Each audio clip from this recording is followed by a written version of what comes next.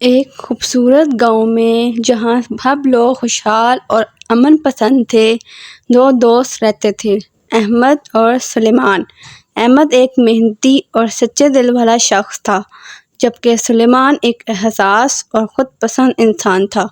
دونوں کی دوستی بہت گہری تھی، لیکن سلیمان کا دل ہمیشہ احمد کی کامیابیاں اور خوشیوں سے جلتا رہا۔ احمد نے اپنی محنت اور لگن سے بہت سی کامیابیاں حاصل کیں۔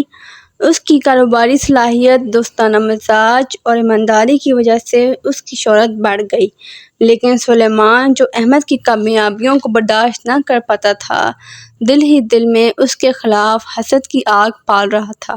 وہ ہمیشہ سوچتا، کیوں احمد کے پاس سب کچھ ہے، میں کیوں پیچھے ہوں؟ ایک دن سلیمان نے فیصلہ کیا کہ وہ احمد کی کامیابیوں کو روکنے کے لیے کچھ کرے گا۔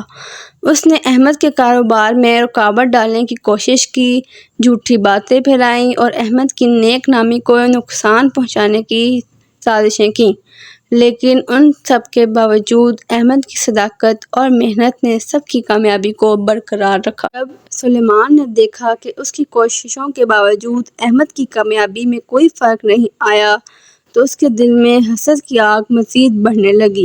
ایک دن سلیمان نے اپنی حسد کی حالت کا خود تجربہ کیا اور اس کے دل میں چھپے ہوئے کرب کو محسوس کیا۔